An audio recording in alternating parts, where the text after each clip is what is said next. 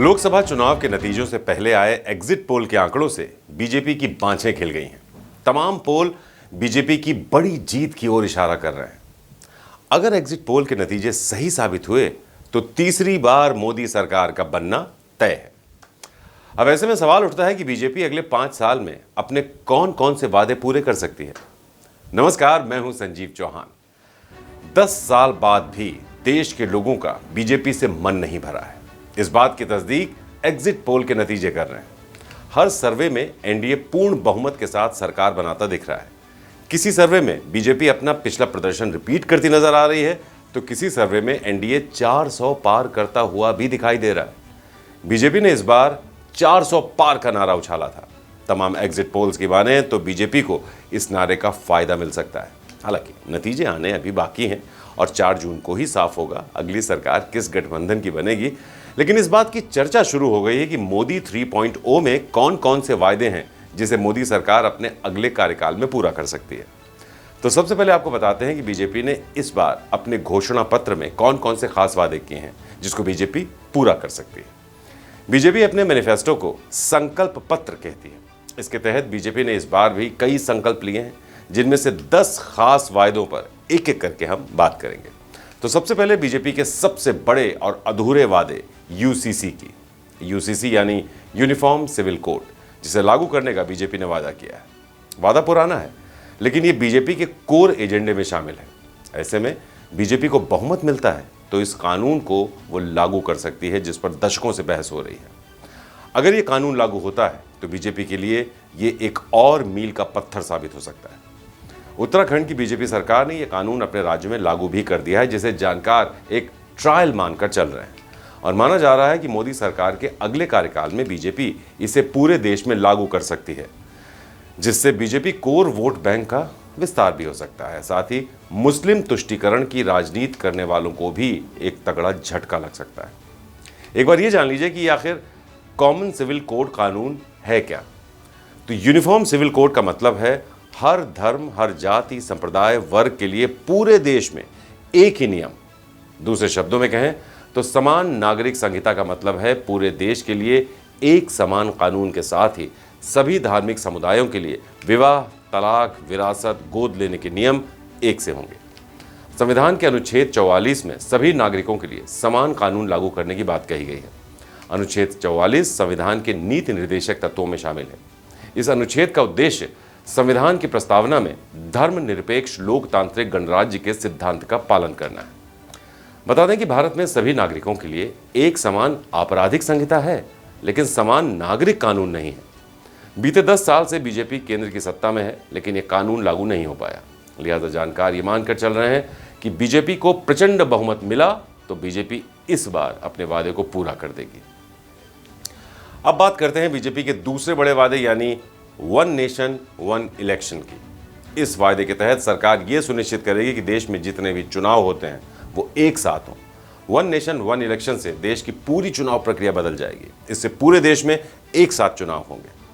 ऐसा पहली बार नहीं है जब सरकार एक साथ चुनाव कराने के फैसले पर विचार कर रही है। सबसे पहले चुनाव आयोग ने पहली बार 1983 में इस बारे में सरकार को सुझाव दिया था। उस साल प्रकाशित भारत के चुनाव आयोग की पहली वार्षिक रिपोर्ट में इसका एक जो विचार था वो सामने आया था। इसके बाद विधि आयोग की ओर से 1999 में इस व्यवस्था का समर्थन किया गया। विधि आयोग ने चुनाव सुधार पर अपनी रिपोर्ट में एक साथ चुनाव कराने की सिफारिश की थी। वहीं 2015 में कार्मिक लोक शिकायत कानून और न्याय पर संसदीय स्थायी समिति, 2017 में नीति आयोग और 2018 में जस्टिस BS चौहान की अध्यक्षता वाले विधि आयोग ने एक साथ चुनाव पर अपनी रिपोर्ट जारी की थी। आपको बता दें कि देश के पूर्व राष्ट्रपति रामनाथ कोविंद की अध्यक्षता में वन नेशन वन इलेक्शन को लेकर गठित उच्च स्तरीय समिति ने अपनी रिपोर्ट राष्ट्रपति द्रौपदी मुर्मू को सौंप दी है। यानी गेंद भारत सरकार के पाले में, और अगर बीजेपी की सरकार बनती है तो इस रिपोर्ट को संसद में पेश किया जा सकता है और सरकार कानून बनाकर इस व्यवस्था को लागू कर सकती है। तो अब आपको बताते हैं कि वन नेशन वन इलेक्शन से देश को क्या फायदा होगा।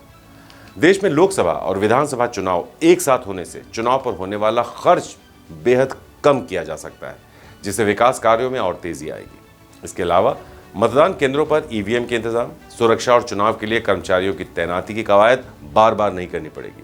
इससे चुनावी प्रक्रिया में आम लोगों की भागीदारी बढ़ाने में भी मदद मिलेगी। इसके अलावा चुनाव एक बार होने से इससे वोट प्रतिशत में इजाफा होगा। वहीं चुनाव आयोग की ओर से बार बार आदर्श आचार संहिता लागू होने के कारण विकास कार्य भी प्रभावित होते हैं। एक बार चुनाव होने से विकास कार्य प्रभावित नहीं होंगे। आइए अब बात करते हैं प्रधानमंत्री आवास योजना की। तो मोदी सरकार ने अपनी इस योजना के लिए एक बड़ा लाभार्थी वर्ग तैयार किया है। लिहाजा मोदी 3.0 में यह भी जानना जरूरी हो जाता है कि ये योजना जारी रह सकती है, जिसके जरिए सरकार 3 करोड़ गरीबों को घर देगी। वहीं बीजेपी ने वोटरों से वादा किया है कि वो मुफ्त राशन योजना को साल 2029 तक जारी रखेगी। बीजेपी को इस योजना से बेहद फायदा हुआ है, जिसकी वजह से बीते कुछ सालों में गरीब तबका बीजेपी के लिए वोट करता आ रहा है। ऐसे में 2029 तक योजना को जारी रखने का वादा बीजेपी सरकार निभा सकती है। बात आयुष्मान योजना की करें तो मोदी सरकार की ये योजना बेहद लोकप्रिय है, जिसके चलते देश की बड़ी आबादी को स्वास्थ्य बीमा मिलता है।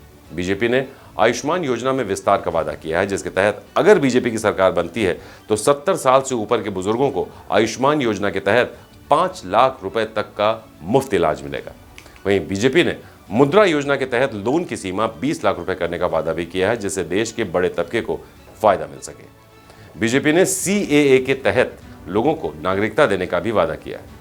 बीजेपी ने पेपर लीक नियंत्रण के लिए कानून लागू करने और फसलों की MSP में वृद्धि की बात में भी अपनी एक तरह से सहमति दिखाई और अपने संकल्प पत्र में ये बात की है।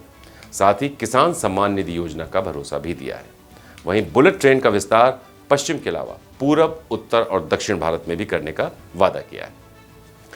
बहरहाल एग्जिट पोल अमूमन सही साबित होते हैं, लेकिन असल नतीजे ही सब कुछ होते हैं।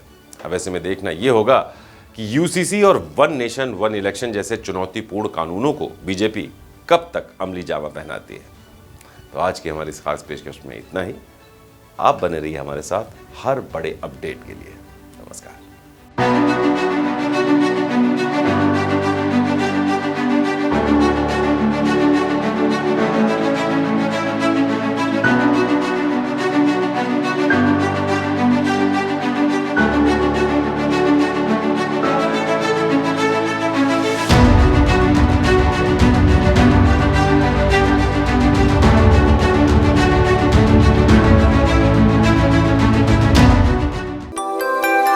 यूपी की हर खबर देखने और उनसे अपडेट रहने के लिए हमारे चैनल श्रेष्ठ यूपी को सब्सक्राइब और लाइक करें। साथ ही बेल आइकन को दबाना ना भूलें, जिससे हमारे हर वीडियो की जानकारी आप तक पहुंचती रहे।